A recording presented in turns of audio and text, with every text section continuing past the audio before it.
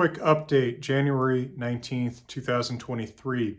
A lot of people have written in about the fantastic new discovery of what is probably the oldest runic inscription known in the world in Norway, which was announced earlier this week. I've been tracking this quite closely.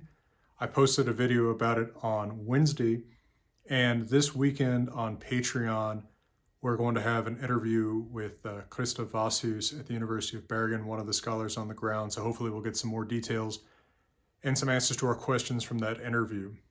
As I get more information about this, I'll post it on Patreon in something close to real time. And of course, hopefully have more videos and interviews to post publicly on YouTube about this as well. It is probably the biggest discovery in my field in my lifetime, so I am working hard to keep you well informed about it.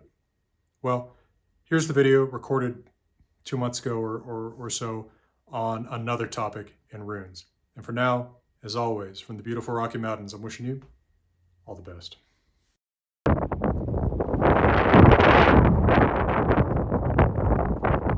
Hi, I'm Old Norse Specialist Jackson Crawford, and I'm back today to talk about a subject near and dear to my curmudgeonly heart, which is that runes are not symbols that stand alone for some conceptual thing, but letters.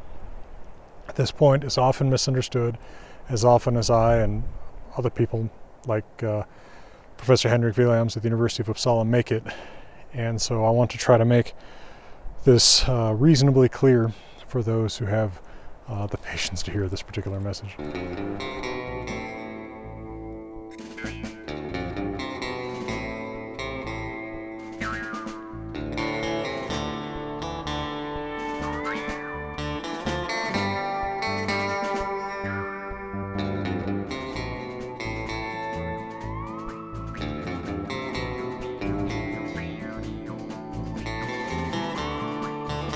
A lot of the confusion about this point comes from confusion about what particular things are included under the heading rune.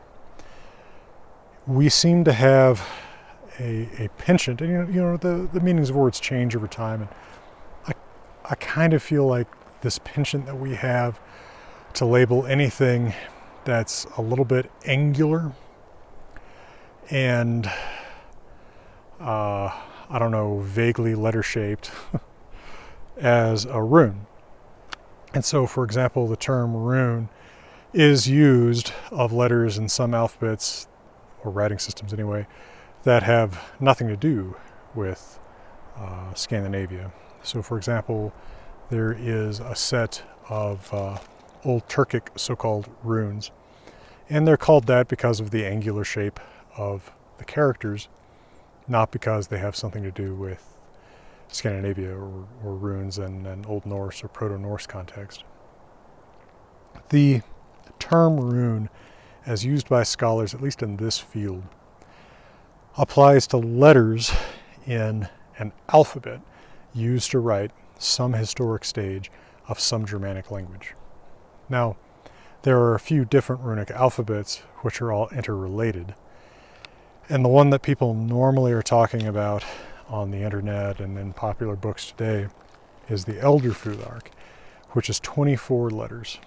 And these letters correspond pretty well, pretty much one-to-one with the sounds of the ancestor of English and Old Norse about 2,000 years ago, the language we call Proto-Germanic. But that alphabet changed in different places in different ways, so that in England, the alphabet actually was expanded as the language that we recognize as Old English developed. And we got a longer set of runes called the Anglo-Saxon or Anglo-Frisian or Old English runes. While in Scandinavia, that set of 24 was reduced to a set of just 16, with many letters representing many different sounds, so that you have to know the language pretty well to be able to read an inscription in it, because any given 3 or 4 runes might represent 5 different words, right? And the context is what makes it clear. The context, and of course the reader's linguistic competence. Now, these alphabets are, as I said, interrelated, and many of the letters look roughly the same from alphabet to alphabet. So the first 3 are basically the same in all of these. We have an F letter, a U letter, and a letter for the sound that English represents as TH. So, F, U, Th. So if you ask me what that first rune means, and I get this kind of question all the time, I'm going to tell you the F sound is what it means, because that is, in fact, what it's used to do, is to represent the F sound, whether in Elder Futhark for the Proto-Germanic or Proto-Norse or Proto-English language, or in Old English runes for the Old English language, or in Younger Futhark for the Old Norse language. It's got a name, right? So we know that the runes have names from their attestations later than the Elder Futhark period. We actually don't have the names of the runes given in Elder Futhark anywhere. We reconstruct names like Fehu, Uruz, Thurisaz for the Elder Futhark runes based on the names that are given to these runes in the rune poems in Old English, Old Norwegian, and Old Icelandic. But they're not actually ever stated in Elder Futhark anywhere. But just saying that, all right, this rune was probably called Fehu in Elder Futhark, which means money or cattle, doesn't mean that the letter on its own represents money or cattle. Carving it doesn't summon me money. It doesn't summon me cattle, right? And I seriously doubt that there was ever a time prior to Scandinavia being quite comfortably Christian, right? Late Middle Ages, mid-Middle Ages maybe, when anyone thought that those names meant something like that. We just don't see the runes used with that kind of symbolic meaning early on. That is not to say, I'm sometimes accused of this, including by people who you would think would not be dumb enough to misunderstand me about this. This is not to say that runes are never used to write down magic. They are. But the magic is in the words that the runes are writing down, right? The magic is in the words. The permanence is in the writing, and that's what the runes are for, right? If I say a curse on you, it disappears with the wind. If I carve it into this tree trunk right here, then it lasts as long as the tree trunk, which is a lot longer than my words and probably a lot longer than even I'll be alive. If I carve it into stone, all the better. It might still be there in 1,000 years. So runes are an accessory to magic, not themselves a patently magical thing.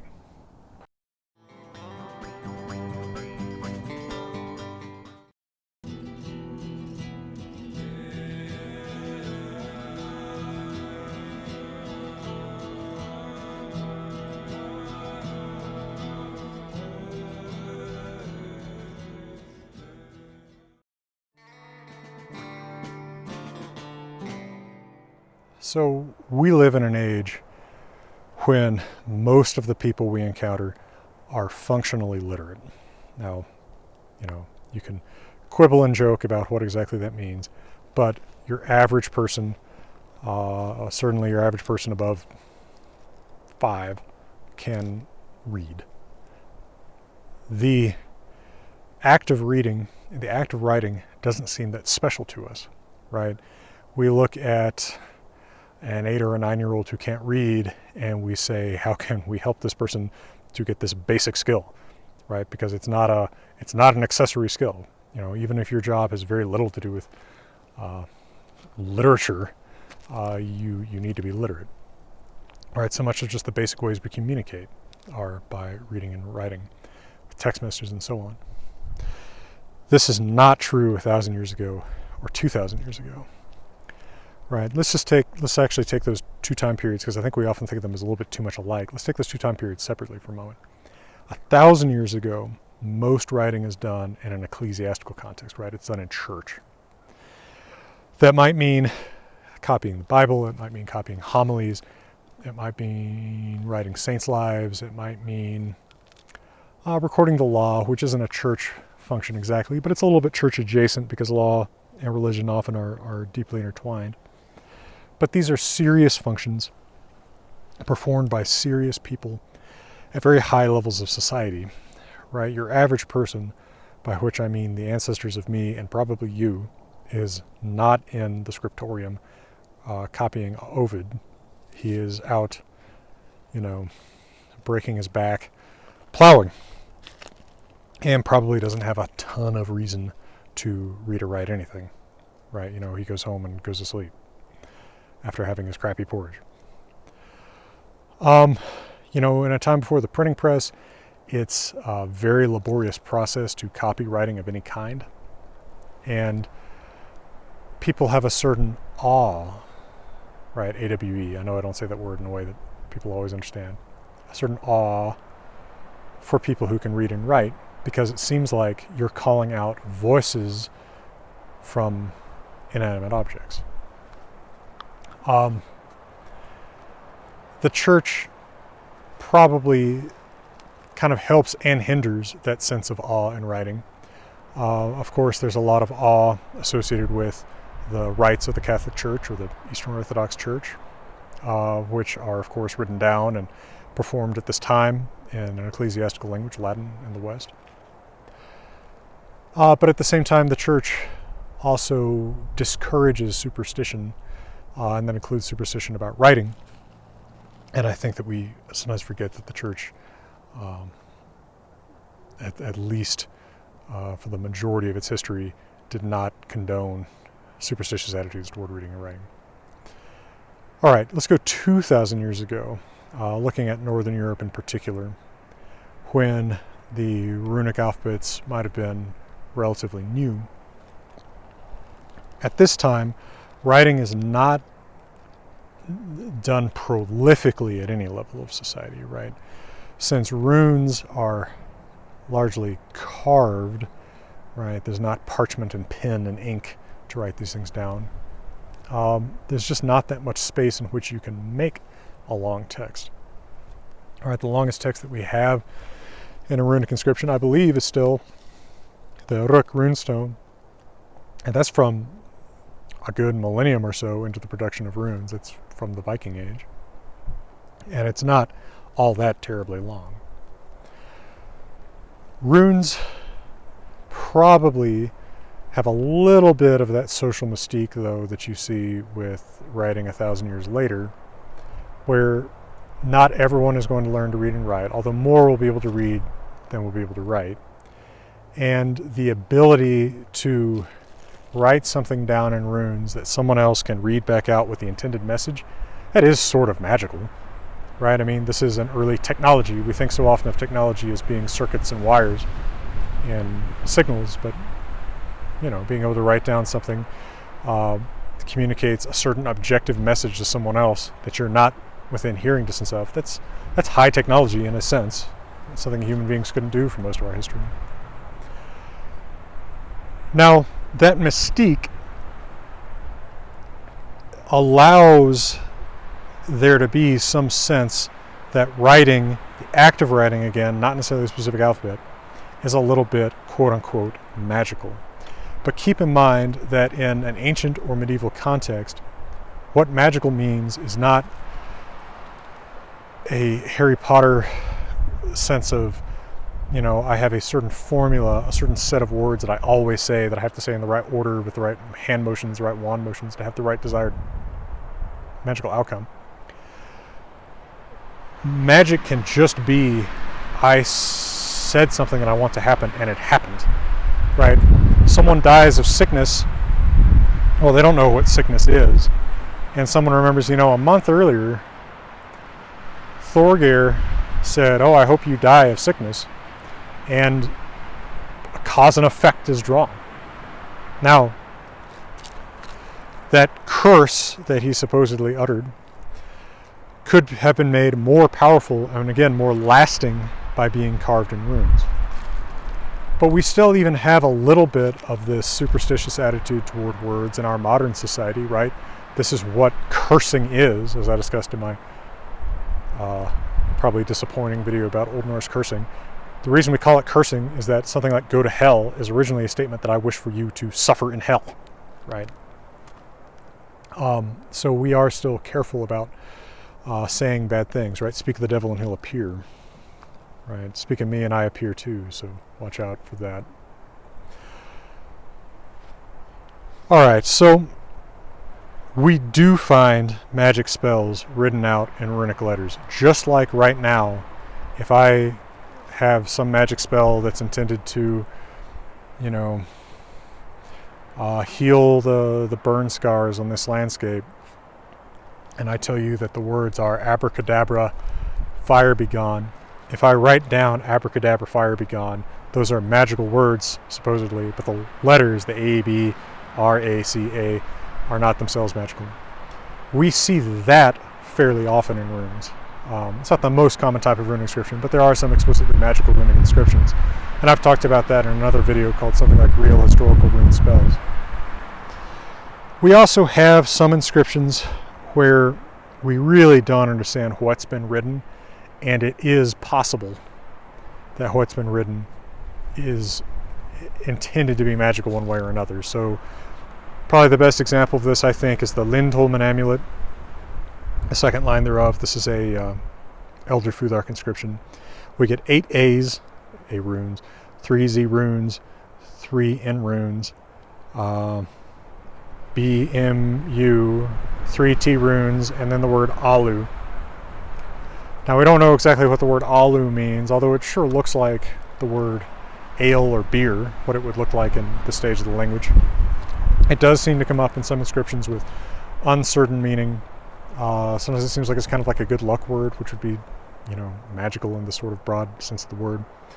But we don't know what the purpose of these 8 A's, 3 Z's, etc. is. It's possible that they're meant to stand for the word that is in their name, but in which case I wouldn't know what to make of. What would this be, like 8 gods, because Ansu's, 3 yew trees or elk, whatever exactly the Z rune was really called, 3 emergencies, and 3 gods, tears with the 3 T's. Like, what does that mean?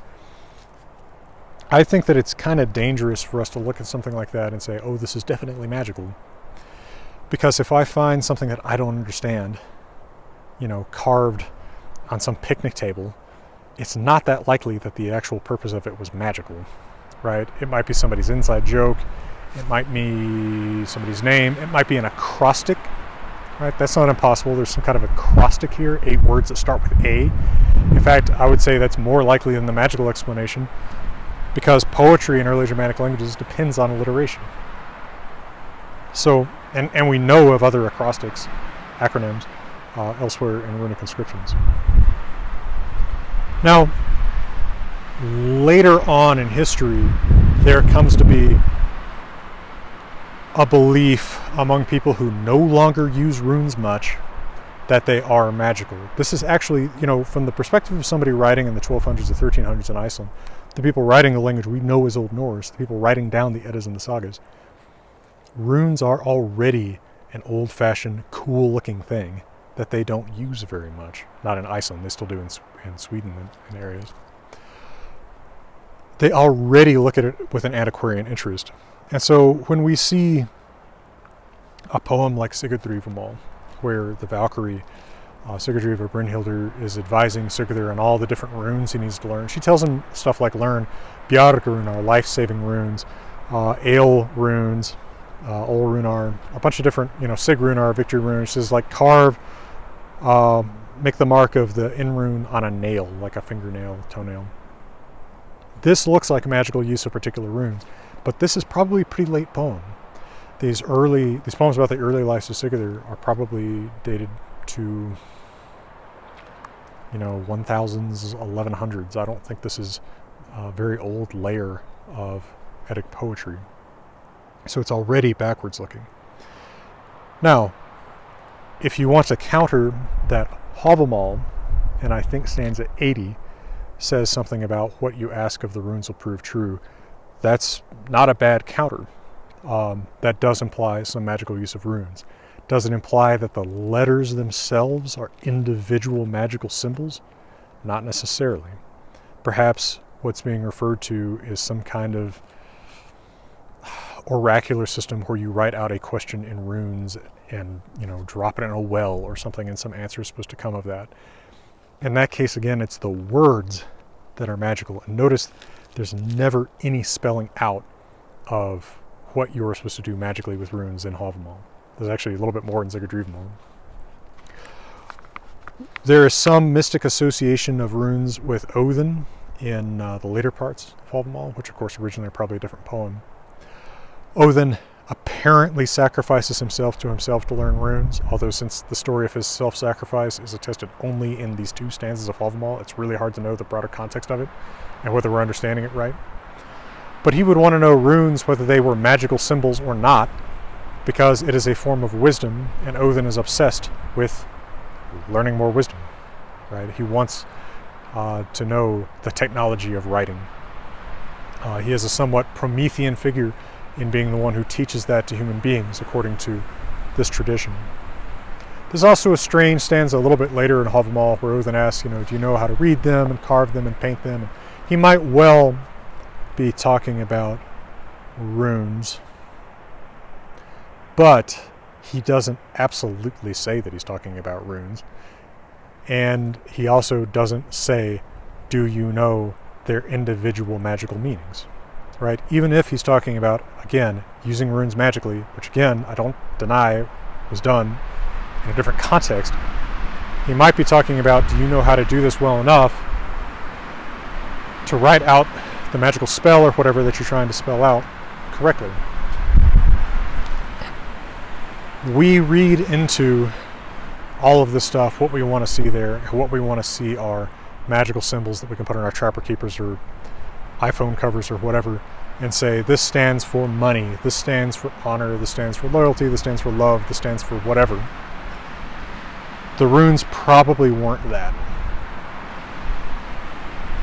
As a note that I should have mentioned earlier, the rune poems, which again are not preserved in Elder Futhark but in Old English and Old Norwegian, Old Icelandic, we read these weird little rhyming lines about the different runes' names that have been used by a lot of modern pagan and magical writers to, and by modern I mean going back to the 19th century, to come up with what the specific magical meanings of the runes are. What's interesting is that these poems are clearly Christian in context, because we see in the Old Norwegian poem, for example, with the H rune, we get the line, Christ created the age-old world. These are not relics of a pre-Christian era or pre-Christian era's magic.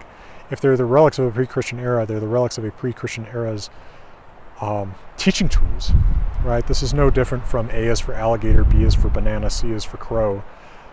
It's a way of remembering the names of the runes, which especially in a Christian context, where writing is mostly done in the Roman alphabet, the runes can be used as abbreviations for the words that they're named for. So for example, the M rune, Madr, is often used to stand for the word Madr, including in the poem Havamal. And if you look at my edition, The Wanderer's Havamal, you'll see in the Old Norse text, we actually use the Greek letter psi because it looks exactly like how the scribe wrote the rune Madr there. This has been a little bit rambling, but I wanted to have some video somewhere where this point was made fairly obviously, and I hope that what I have conveyed in my surprisingly hoarse voice today, I don't know what's going on with that, is that I do not deny that ancient and medieval people in Northern Europe believed in magic. I don't believe in magic, by the way, which I understand is disqualifying for talking about this stuff, which is interesting. But it is to some people. Uh, what I deny is that our modern ideas of the individual symbolic meanings that runic letters had were their ideas. That even if they did have individual symbolic ideas about what the runes meant, which I doubt, they probably had extremely little to do with, carve, 5 now these runes to make someone fall in love with you or something. We have a very D&D or very Harry Potter influenced idea of what magic is that's quite different, I think, from the ancient and medieval idea that it's words. That just anything that you express, any will that you express in words is particularly, has some likelihood of coming true, especially if you are, for whatever random reason, kind of magically adept, which can be simply because you're of a family that's considered magically adept. And that you can make those runes, that you can read out of them the same meanings that people did 2,000 years ago. Man, I must be getting sick or something. A couple other notes here. This is all over the place, I guess, now. Things like Agashjolmur and Vegvísir are not runes. I probably said something about that in text early on in this video. But I also came up with this analogy that I wrote down and I want to share with you. Suspecting that runes once had specific pre-Christian magical symbolic meanings, and that these are embodied in the rune poems, is like hearing people sang in church in the 1700s and then trying to figure out what those songs were like when all you have is the lyrics that smells like Teen Spirit. Right. Again, it's not that we don't have medieval evidence of people attributing some kind of magical faculties to runes. It's that that's not the time period that you're trying to get at when you're trying to get, pre-Christian magic out of the Elder Futhark. All right. Well, I've restated my point 6 or 7 times now for those who forgot to turn their YouTube up next thing off. For now, from beautiful Colorado, let me wish you all the best.